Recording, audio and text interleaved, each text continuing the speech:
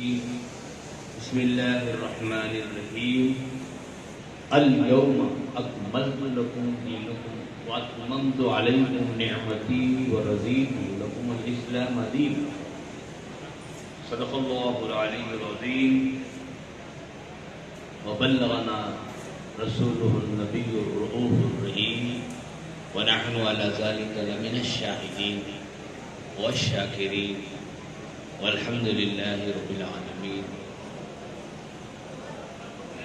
قال النبي صلى الله تعالى عليه وسلم العلم حياة الإسلام وإماد الدين.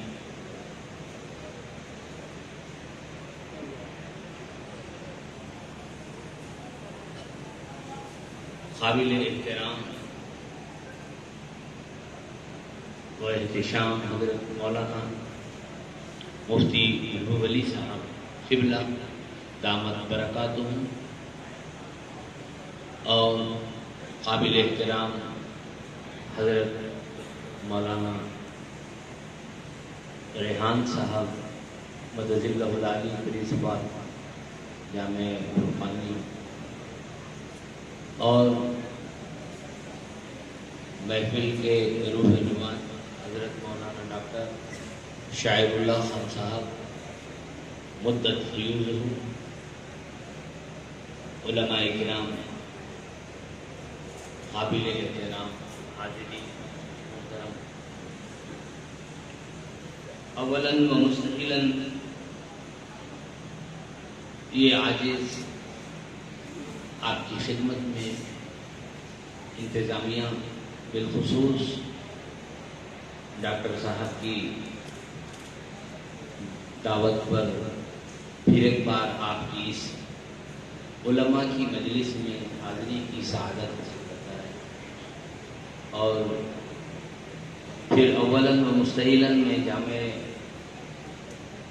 فرقانیہ کے علماء، اساتذہ، طلباء، بالخصوص فارغین جامعہ کی میں دل کی گہرائیوں سے مبارکباد کہ اللہ تعالیٰ ان کو دین اسلام کی شایان شان خدمت کو عطا فرمائے۔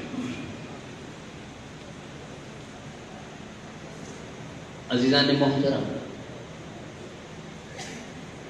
جس آیت کریمہ کی تلاوت کا شرف حاصل کیا گیا، اللہ تبارک و تعالیٰ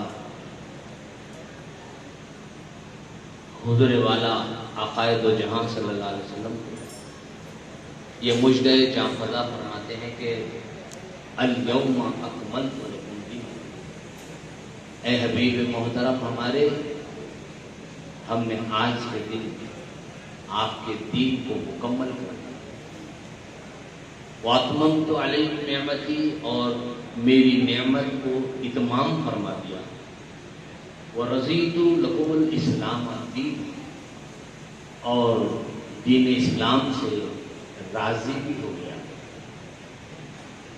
اور پھر اسی دین اسلام کو اللہ نے جو رضامندی کی سند عطا فرما دی، یہ ہمارے لیے جائے افتخار، اور اسی ایک کڑی کو حضور اکرم صلی اللہ علیہ وسلم ارشاد فرمایا، حدیث جبریل ہے کہ سیدنا جبریل علیہ السلام تشریف لاتے ہیں، حضور نبی کریم صلی اللہ علیہ وسلم کی خدمت بابرکت میں باادب بیٹھ کر پوچھتے ہیں، اخبرنی عن الاسلام، اخبرنی عن الایمان، اخبرنی عن الاحسان۔ سیدنا عمر بن خطاب رضی اللہ عنہ راوی ہیں، پوچھتے ہیں کہ یا رسول اللہ، ایک ایسے شخص نمودار ہوئے آپ کی خدمت میں، ہم ان سے کبھی دیکھا نہیں تھا، اور پھر انتہائی صاف کپڑے اور ان کے چہرے بشرے سے سفر کے کوئی آثار بھی نہیں ہیں، اور ہم پہچانتے بھی نہیں یہ کون ہے. تو آقائے دو جہاں صلی اللہ علیہ وسلم نے فرمایا کہ یہ جبریل تھے، تم کو تمہارا دین سکھانے آئے ہیں. پھر علماء موجود ہیں اس کی تفصیلات میں جائے بغیر کہ اسلام کیا ہے، آپ نے فرمایا ایمان کیا ہے، پھر احسان کیا ہے. ایمان اور اسلام تو سب جانتے ہیں.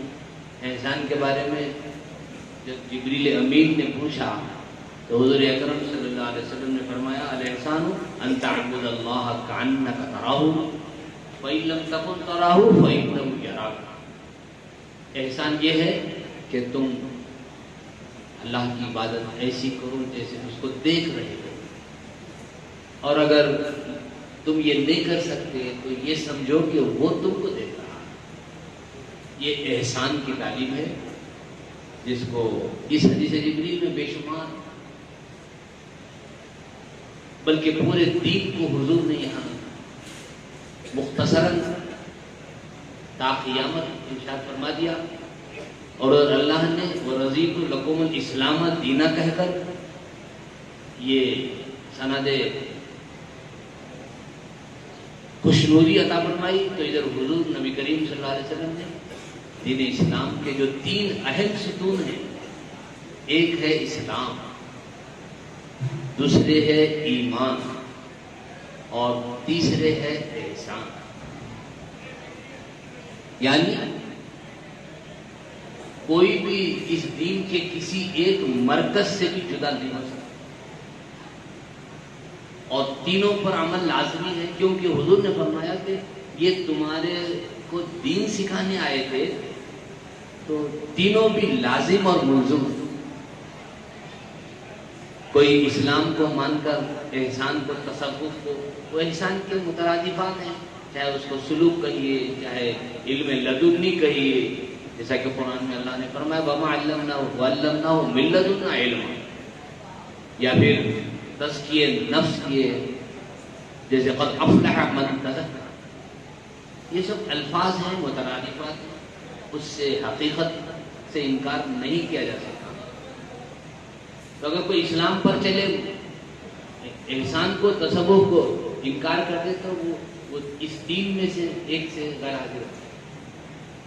اور یہ صرف احسان کو، تصوف کو پکڑ لے، دین ایمان، دین اسلام کی ایمان کی بنیادوں کو اگر وہ مضبوط سے مستحکم نہ کرے تو وہ بھی ایک چیز میں وہ بھی غیر حاضر ہے.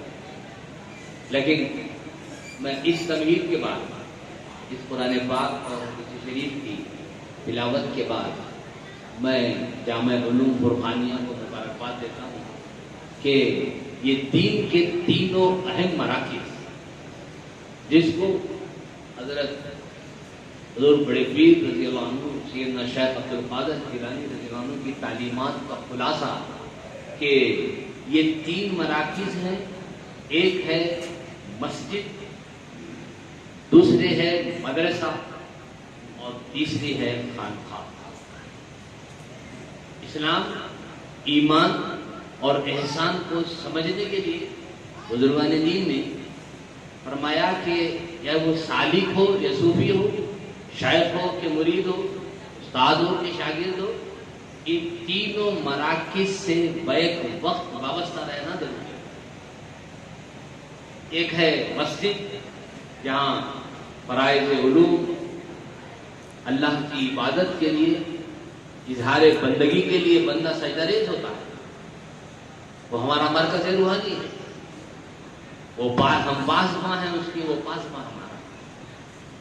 مسجد بغیر کوئی مومن کا تصور ہی بیکار ہے. دوسرے ہے مدرسہ، جہاں علوم شرعیہ، علوم نافعہ سکھائے جاتے ہیں. اس سے وابستہ ہونا، علماء، اساتذہ، طلبہ تو ہوتے ہی ہیں، لیکن عوام الناس بھی مدرسے سے وابستہ ہے. جس طرح مسجد سے وابستہ ہے، مدرسے سے بھی وابستہ رہے، تاکہ علوم اسلامیہ کی تحفظ کا انتظام ہو. وہ صفا کا چبوترا کیا تھا؟ وہ ایک اسلامک یونیورسٹی. وہ چبوترا جس پر بھوکے اور پیاسے، جن میں مشہور حضرت ابو ہریرہ تھے، وہ چبوترے کو چھوڑا نہیں. اور وہ غریب صحابہ جو قرآن پاک اور حدیث پاک کے تدوین کے اساتذہ تھے، اللہ تعالیٰ نے تو ایک موقع پر حضور نبی کریم صلی اللہ علیہ وسلم کو بھی فرمایا وَلَا تَعْدُوا عَيْنَاكَ عَنْهُمْ، اے میرے حبیب آپ اپنی نگاہیں ان سے دور مت کیجیے، کیوں کہ یہی وہ قرآن و حدیث کے محافظ بنے، بس کمپائلر سب قرآن و حدیث، یہی صفحہ کے چبوترے تھے۔ تو میں اس پس منظر میں دل چاہتا ہے کہ میں جامعہ دارالعلوم فرقانیہ کے اساتذہ کو مبارکباد دوں اس حدیث پاک کے حوالے سے کہ جس کو بزرگوں نے فرمایا کہ دین وہی ہے جہاں اسلام مسجد ہو، مدرسہ ہو اور خانقاہ ہو۔ مدرسے میں علوم اسلامیہ، علوم شریعہ سکھائے جائیں، جیسا کہ حضور نبی کریم صلی اللہ علیہ وسلم کا ارشاد ہے بعثت معلما، یہ علم جو آج اسلام کی حیات ہے اور دین اسلام کی بنیاد ہے۔ اور تیسرے ہے خانقاہ، یعنی یہاں دل کی صفائی کی جاتی ہے، تزکیہ نفس کے سامان کیے جاتے ہیں۔ انسان ظاہراً تو سر جھکاتا ہے لیکن دل کو جھکانا بھی ضروری ہے، دل کو جھکانا بھی ضروری ہے، نفس کو پاکیزگی کرنا بھی ضروری ہے، کیونکہ نفس تو بڑا شریر ہے۔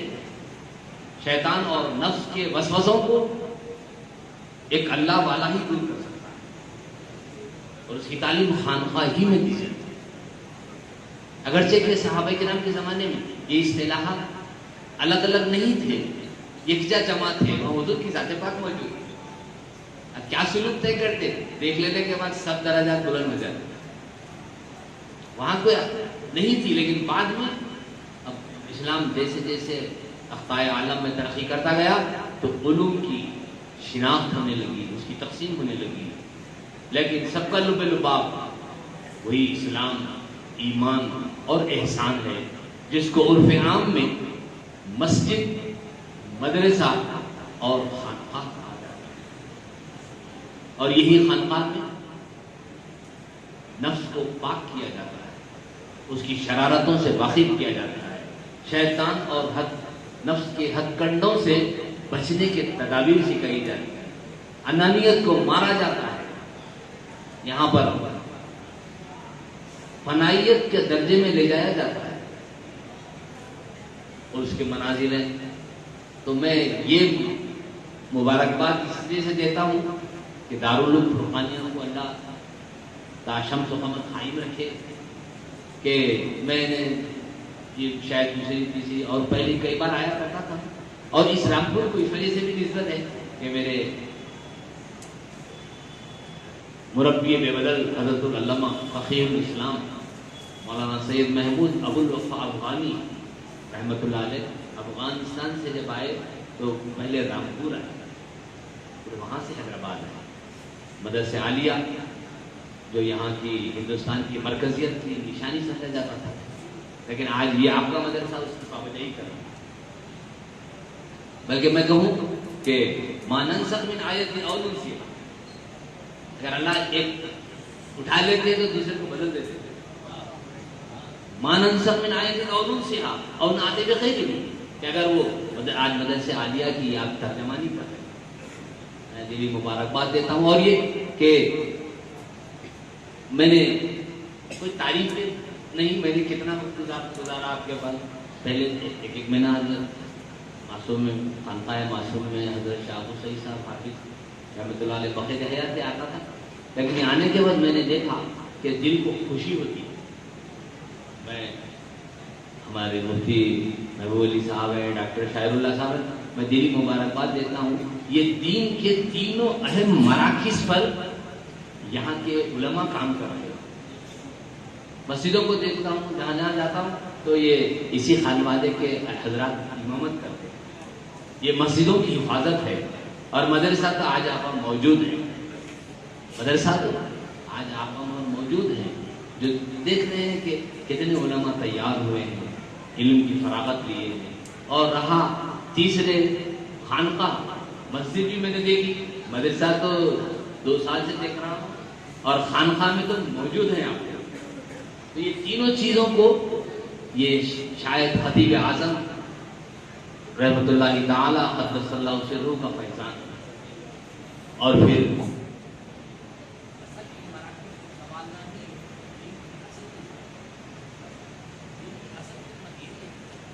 تو دوستوں اور بزرگوں، میں زیادہ شاید گرما کا موسم بھی ہے، شاید رات اس بات مشورہ رہا بھی، تو زیادہ وقت نہ لوں گا، کچھ باتیں آپ سے عرض کر دوں گا. یہ حضرات اولاً و مستحیلاً جو فارغین ہے، میرا ایک ناچیز مشورہ وہ یہ کہ اب یہ علماء ہو گئے ہیں جو انبیاء کے وارث ہیں. انبیاء نے کوئی جائیداد نہیں چھوڑی، نبی کوئی جائیداد پیسہ دولت نہیں چھوڑا تو علم کو چھوڑا. وہ یہ آج حاصل کر چکے ہیں. ان کو بہت بھاری ذمہ داری ہے کہ وہ قریوں میں، دیہاتوں میں، ملک میں، بیرون ملک بھی جائیں. آج علم کی پیاسے ہیں لوگ، لیکن پیاس کو جیسا بجھانا ہے ویسا نہیں بجھایا جا رہا. یہ علماء سے امید ہے کہ وہ نہ صرف ملت اسلامیہ کی بھی خدمت کریں گے بلکہ ملک اور قوم کی، اور پھر صحیح علم لوگوں کو بھیجائے گے جو انہوں نے کتنے سالوں میں یہاں حاصل کیا. اور پھر یہ کہ علماء کا درجہ یہ ہے کہ کہا جاتا ہے کہ ایک روایت میں آتا ہے کہ عالم کا سو جانا عابد کی عبادت سے افضل. عالم کا سو جانا، وہ سو رہا ہے لیکن ایک عابد عبادت کر رہا ہے، اس سے افضل اس کا سونا ہے. کیوں؟ یہ سنت نبوی کے موافق سو رہا ہے اور عبادت بغیر بلا شعوری ادا کر رہا ہے. اسی وجہ سے حضور فرماتے ہیں کہ عالم کا سو جانا بھی افضل ہے عابد کی عبادت. بلکہ ہمارے اگر انگریزی کا جان ملٹن کہتا ہے کہ in this school the ink of scholar is more precious than the blood of martyr. وہ کیا کہتا ہے کہ عالم کے پن کی سیاہی علم وہ بہت قیمتی ہے شہید کے خون سے. وہ کہتا ہے کہ the ink of scholar is more precious than the blood of martyr. شہید کے خون سے. تو یہ بڑی بھاری ذمہ داری ہے. اور اس سے بڑھ کے اور کیا کرنا کہ حضور فرماتے ہیں کہ عالم کی اتباع، ان کی خدمت، ان کی پیروی الگ رہی، عالم کا چہرہ دیکھنا بھی واجب. وہ درجے میں آ گئے ہیں. تو اس کی عظیم الشان خدمت آپ جاری رکھیں، علم کو پھیلائیں اور جامعہ کا بھی نام روشن کریں اور پھر ماں باپ کا بھی کریں. اسلام کی خدمت ہی یہی اصل خدمت. اب لوگ انڈر اسٹیمیٹ کریں گے، لوگ کہیں گے کیا حافظ بن گئے تم، خالی کوئی ڈاکٹر انجینئر بن گئے. ہم کو ڈاکٹر انجینئر بننے سے اختلاف نہیں ہے، مگر ڈاکٹر انجینئر کی زندگی اس کے مرنے تک ہی سے بس، اس کے زندگی تک فائدہ ہے اس کا ڈاکٹر انجینئر کا. اب دعائیں لے لیا ہے، اب وہ آپ اس سے زیادہ جانتے ہیں، لیکن اس کی زندگی کا فیض اس کی سانس تک ہے. لیکن حافظ قرآن لوگ کہتے ہیں بیٹی دینے کو شرماتے، کیا کمائیں گے بیچارے، امامت کر رہے کتابت. ارے بابا اللہ سے دولت نہیں مانگنا، برکت مانگنا. برکت میں دولت ہے، دولت میں برکت نہیں. وہ جو دولت آپ کو ملی ہے وہ اس کو نہیں ملی ڈاکٹر انجینئر کو. آپ کا فیضان تو زندگی میں ہے ہی، مرنے کے بعد شروع ہوتا ہے خبر، وہاں سے فیضان ہے. حافظ قرآن اور عالم دین. بلکہ ایک روایت دیکھنے میں آئی کہ خبر میں تو اجالا ہی اجالا ہے، وہ ڈاکٹر انجینئر کا فن یہی ختم ہو جائے گا. وہ اگرچہ نیک ہے، اعمال صالحہ ہے تو وہ الگ بات ہے، اس کا حساب الگ ہے. لیکن حافظ قرآن عالم دین کا ثواب صرف زندگی تک نہیں، خبر سے شروع ہوتا ہے. قیامت کے دن حافظ قرآن کو تو کیا دیا جائے گا وہ الگ چیز ہے. ان کے والدین کو نور کا تاج پہنایا جائے،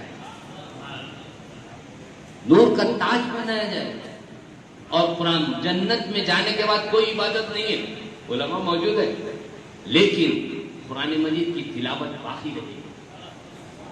قرآن مجید ایک واحد کتاب ہے، جنت میں جانے کے بعد میں بھی وہ لذت لیتا رہے گا. ارشاد ہوگا اے حافظ قرآن، اے حامل قرآن، قرآن پڑھتا جا، ایک ایک درجہ چڑھتا ہے۔ کتنے آیات ہیں؟ 6666 آیات، تو کتنے درجے ملیں گے اس کو؟ جنت میں جانے کے بعد بھی کوئی عبادت نہیں ہے، وہاں نماز نہ روزہ نہ زکات یہی کرنا ہے، مگر وہاں جانے کے بعد قرآن مجید کی تلاوت۔ تو یہ احساس ہے علماء کرام کی، یہ فارغ ہیں دیہاتوں میں جہاں جہاں ضرورت ہے اخلاص، جیسا ہمارے پرنسپل صاحب نے کہا، وہ تو صاحب اخلاص تو ہے ہی، مخلصین لہ الدین، انہیں کی زیادہ اہمیت ہے۔ وزن وہاں پر میزان میں اعمال گن کے نہیں دیں گے آپ کو۔ اب یہاں لوگ گنتی کرتے رہتے 1,50,000 2,000 4,000، وہاں گینے نہیں جائیں گے، تولے جائیں گے، اعمال تولے جائیں گے۔ علماء کا، مخلصین کا، حفاظ کی نیکی کا وزن زیادہ ہوگا، عوام کا کم۔ آپ بولیں گے ایسا کیسا؟ تولے اس سے ایک سونا ہے، اتنا ڈرکا چھوٹا ہے، لیکن اتنا بڑا گھر ہے، 4 دالان ہیں، کمرے ہیں، ایسی بڑی جائیداد ہے 100-200 گز کی، اتنا صحیح کا ایک سونا ہے، 2-4 کلو سونا ہے، وہ گھر سے زیادہ سونے کی قیمت ہے۔ کیوں؟ کوالٹیز کرائٹیریا، تو اس میں جو خوبی ہے وہ خوبی علم اور عمل کی ہے، حفظ قرآن کی ہے، علماء دین کی۔ میں دلی مبارکباد دیتا ہوں کہ وہ آئندہ بھی اور بھی ہے، تخصص ہے، تشخص ہے، ریسرچ ہے، وہ میدان میں بھی ترقی کریں، اور پھر آج کے دور میں یہ علماء جہاں ایسا اعتدال کا جامعہ ہے، مینا روی کا جامعہ ہے، ہر لحاظ سے مجھے میرے حضرت ابوالفدا پروفیسر ڈاکٹر عبدالستار خان صاحب رحمۃ اللہ علیہ خطیب اعظم کے بہت قریبی دوست رہے۔ دہلی میں حضرت خانقاہ غلام علی شاہ صاحب میں ملاقاتیں ہوتی تھیں اور بہت تعریفیں کرتے تھے، اور یہ آپ کی تعریف آج بھی کل بھی رہے گی۔ آج ضرورت اعتدال کے دین کی ہے، یہاں یہ علماء فارغ ہیں، دنیا کو سمجھائیں، غیر مسلموں کو بھی سمجھائیں۔ آج جو شورشیں دیکھتے ہیں، اسلام کو دہشت گردی سے جوڑا جاتا ہے۔ ارے یار، بلی کو، جانور کو مارنے کا حکم نہیں، کہاں دہشت گردی کی بات؟ ایک بلی کو بند کر دیا گیا، حضور سے بتایا گیا چلو ایک بلی مر گئی، وہ عورت نیک تھی، عبادت گزار تھی، لیکن وہ بلی کو بند رکھی، مر گئی، تو فرمایا وہ دوزخ میں جائے گی۔ یہاں جانوروں کے ساتھ اس نے سلوک دیا جاتا ہے، انسانوں کی کیا قیمت ہے؟ اسلام دہشت گردی نہیں، یہ آج ان کو سمجھانا پڑے گا۔ آج کچھ صحیح طریقے سے، صحیح ڈھنگ سے، کبھی 3 طلاق کا مسئلہ ہے، کبھی پرسنل لا پر حملے ہیں، یہ علماء ہیں، جانتے ہیں شریعت کیا ہے۔ جیسا کہ آپ نے پیش روم عالم سے سنا کہ جس سے پوچھا جانا ہے اس سے نہیں پوچھا جا رہا، اب جس کو معلوم ہی نہیں وہ لبو شاہی کر رہا ہے، حالانکہ قرآن مجید کا قانون ہے کیا ہے؟ اگر تم کو ان کنتم لا تعلمون فاسألوا اہل الذکر، تم اہل ذکر سے پوچھو اگر تم نہیں جانتے۔ علماء سے پوچھنا یہی علم کی دیانتداری ہے، تو یہ بہت مبارکبادی ہے۔ اور پھر رہا یہ کہ اور ایک بات آپ نے کہا کہ بھائی ایمانداری سے کرنا، عالم کو کیا سمجھا سکتے، وہ خود عالم دین ہے، وہ اخلاص کی جس مسند پر آئے ہیں وہ انشاءاللہ اسلام کا نام روشن کریں گے۔ وہ اسلام کا کیا روشن کریں گے، اسلام ان کا نام روشن کریں گے۔ جامعہ سے فارغ ہے، یہاں کی جامعہ کو اور اساتذہ کو نہیں بھولنا، ان کا تو احسان ہے۔ امام اعظم ابو حنیفہ رحمۃ اللہ علیہ جب آرام کرتے، جس وقت طرف استاد کا گھر ہوتا، اس وقت پیر کر کے زندگی بھر نہیں۔ لوگ بولتے حضرت آپ پیر کیجیے لمبے، نہیں میرے استاد کا گھر ہے، استاد کا انتقال ہو کے کئی چیز۔ تو یہ علم ظاہر بھی ہے، اسلام بھی ہے، ایمان بھی ہے۔ پھر احسان کو اگر میں آپ کہوں تو البتہ تو نقشبندی مجددی ہے ہی، سیدنا امام جعفر صادق رضی اللہ عنہ اہل بیت کے ہاتھ سے، ہمارے سیدنا امام اعظم ابو حنیفہ کیا فرماتے ہیں کہ یہ احسان کی بات ہے۔ لولا سنتان لہلک نعمان، اگر نعمان 2 سال امام جعفر صادق کے ساتھ نہیں رہتا تو وہ ہلاک ہو گیا۔ ساری دنیا امام اعظم کے پیچھے اور امام اعظم سیدنا امام جعفر صادق کے پیچھے، یہ تصور یہی، وہ شریعت کے تابع ہے، وہ شریعت کے تابع۔ تو دوستوں اور بزرگوں، یہ اور ایک بات یہ بھی کہ جو علماء آج کی جو سرپرست بھی آئے ہوں گے، میں سمجھتا ہوں آئے ہیں، وہ بھی ان اپنے علماء کی نگرانی رکھیں، ان کی اچھی معیشت سے ان کو بے فکر کریں، تاکہ ان سے ملت کا کام لیا جانے والا ہے۔ مدرسے کی بھی تائید کریں، یہ علماء فارغ ہے، مدرسے کی بھی آپ نے آنکھوں ابھی دیکھا کہ بچوں کو پیجامے بھی صحیح نہیں لیکن یہاں آتے ہیں، تو یہ اساتذہ جائیں تو اپنے جامعہ کو نہ بھولیں، وہاں کے دامے درمے سخنے جس حیثیت سے کر سکتے ہیں، یہ بھی علم فیضان کی ایک سلسلۃ الذہب کی ایک کڑی ہے، یہ بھی کڑی ہے جامعہ کو مستحکم رکھنا۔ کبھی ہر حال میں آج کے دور میں تو مہنگائی ہے، مالی مشکلات میں سرپرست بھی ہیں، وہ بھی جامعہ کو ہر قسم سے تعاون کرے۔ یہ میں کوئی ریکمینڈ نہیں کر رہا ہوں، نہ آپ نے کہا ہے، نہ یہ دینی ضرورت ہے، یہ دینی ضرورت ہے کہ آج کے دور میں کہ انسان کو مال کمانے کی جو فضیلت دی گئی وہ اسی وجہ سے کہ اس کے خرچوں کے ہیڈس ہیں، کہاں کہاں خرچنا، پیسہ کما لینا، کھا لینا، جی نہیں، اس کے اللہ تعالیٰ نے اس کے مدات بیان میں کہاں کہاں خرچ کرنا، اس میں ایک دینی تعلیم بھی ہے جو سب سے بڑا سرمایہ ہے، حضور کے علوم کا سرمایہ۔ تو دوستوں اور بزرگوں، اور یہ مشکلات آتی ہیں باتیں، یہ حضرات کیسا چلاتے ہیں، یہ توکل کی بنیاد پر چلتے ہیں، اللہ ان کو اور مشاہدگی عطا فرمائے۔ یاد رکھیں ہر چیز کے لیے ہمارے حضرت فرماتے تھے کہ لکل شیء آفۃ، لکل شیء آفۃ وللعلم آفات۔ یہ تجوید کے اساتذہ ہیں یہاں، تو انہیں مد کو کیا کرتے ہیں، 2-3 حرکت زائد کھینچتے ہیں نا۔ لکل شیء آفۃ، ہر چیز کے لیے ایک آفت ہے، آزمائش ہے، لیکن علم کے لیے آفات ہے، انہیں بے شمار آفتیں پڑھنے جا رہے ہیں۔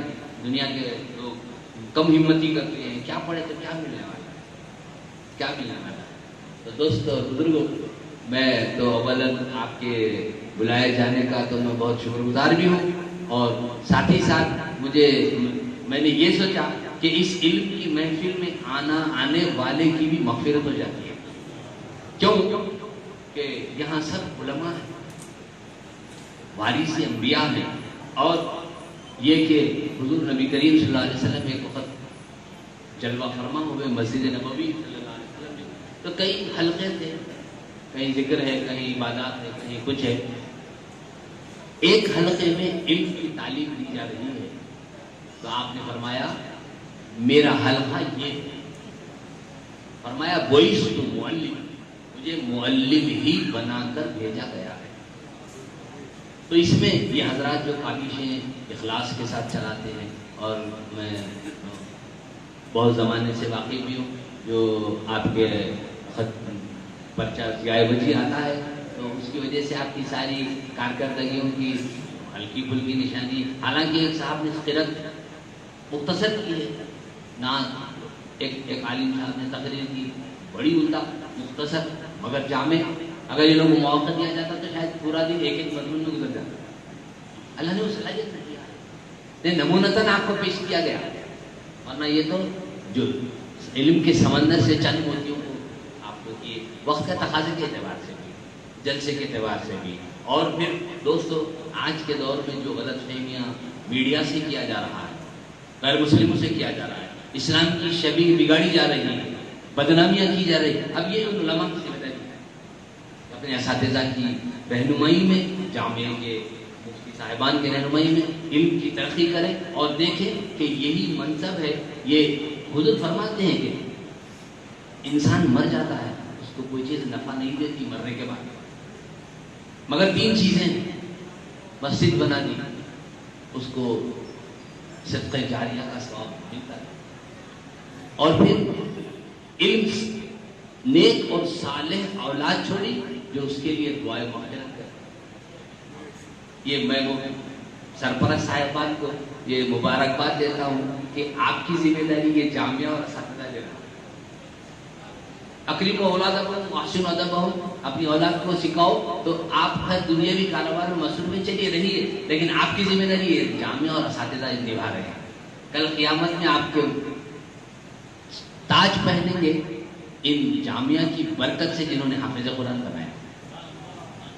تو یہ ذمہ داری کو سرپرست بھی سمجھے کہ یہ تین عناصر ہیں، ایک طالب علم ہے، ایک استاد ہے، تیسرے سرپرست ہے. تب کہیں آپ دیکھیے کہ انشاءاللہ یہاں سے اور بھی ریسرچ کریں گے، بڑے ڈاکٹرز ہوں گے انشاءاللہ تعالیٰ. اللہ تعالیٰ اور ترقی عطا فرمائے گا. اور پھر ان کے یہاں پر ایک بہترین کتب خانہ بھی ہے. پرچہ تو بڑا معیاری ہے. میں حضرت کو امریکہ بھی جاتا تھا، بہت خوش ہوتے. ایسی کیسی پیاری مضامین، کیسا انتخاب ہے اور کیسا اعتدال ہے کہ لوگ افراد اور تفرید میں ڈوب کر اصل مقصد سے دور ہو گئے. اس مقصد کو آپ نے یہاں پا رہے ہیں. یہ مجھے یہاں آپ نے دعوت نے مجھ کو بلایا، میں بہت شکر گزار ہوں کہ علماء کی محفل میں موجود ہوں. کہ اللہ تعالیٰ ان کے برکت سے ہمیں بھی وہ فیض حاصل ہو جائے گا. اور پھر حضور نبی کریم صلی اللہ علیہ وسلم کے اور ایک بات میں ان خارقین کو کہنا چاہتا ہوں، یہ لوگ خود علماء ہیں. آج دنیا میں جہاں بھی جائیں گے دو زبانوں کی اہمیت ہے.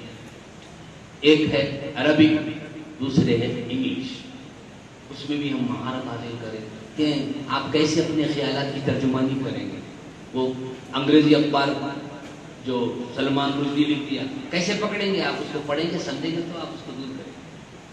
جو اسلام میں دہشت گردی ہے، غلط فہمیوں کو دور کرنا ہمارا کام.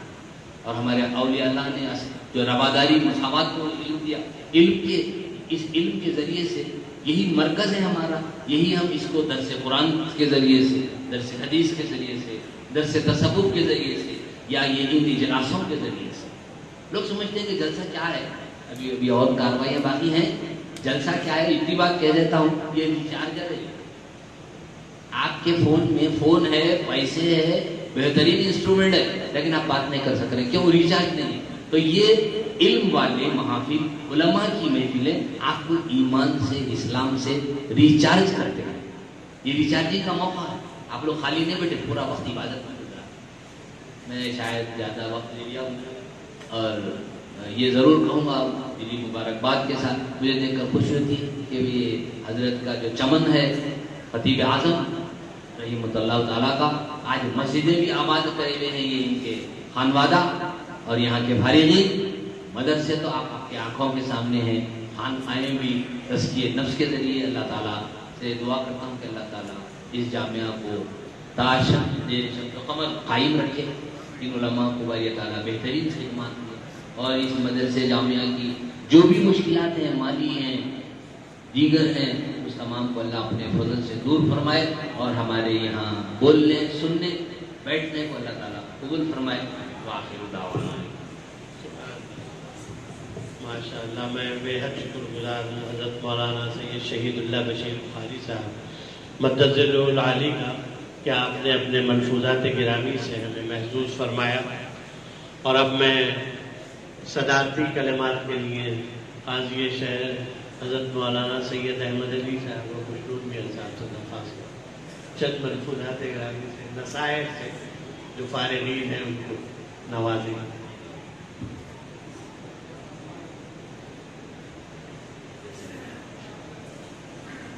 اللہ من الشیطان الرجیم. بسم اللہ الرحمن الرحیم.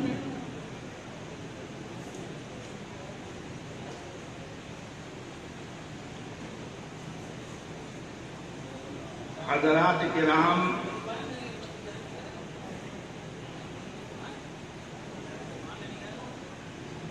یہ مقام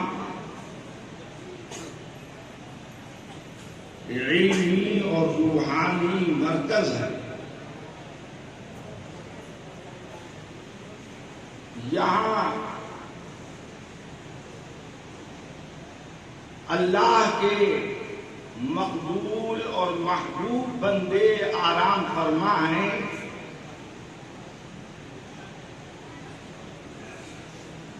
سیدنا حضرت شاہ احمد علی خان صاحب قادری مجددی رحمت اللہ علیہ، حضرت مولانا وزیر محمد خان صاحب رحمت اللہ علیہ، حضرت مولانا شاہ وجیہ الدین احمد خان صاحب قادری مجددی رحمت اللہ علیہ، میاں ممتاز حسین صاحب رحمت اللہ علیہ، اور بہت سے حضرات آرام فرما ہیں۔ یہ بات میں نہیں کہہ رہا ہوں، بلکہ حضرت مولانا وزیر محمد خان صاحب رحمت اللہ علیہ کو دکھایا گیا تھا کہ یہ مقام مرکز علم بنے گا۔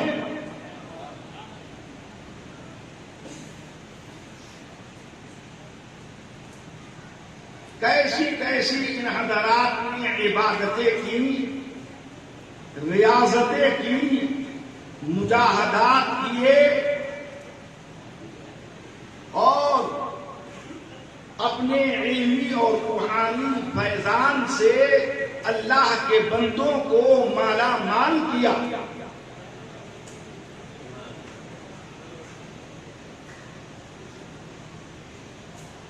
یہ چیز میں اپنے طلباء سے کہنا چاہتا ہوں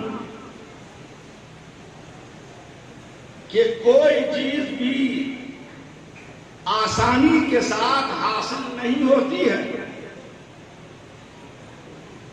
اس کے لیے بڑی محنتیں کرنا پڑتی ہیں۔ حضرت قبلہ خطیب اعظم رحمت اللہ علیہ فرمایا کرتے تھے کہ طالب علم جب اپنی کوہنیوں کو کالا کرتا ہے، رات کو مطالعے کے اندر مشغول ہو کر محنت کر کے تب اسے علم حاصل ہوا کرتا ہے۔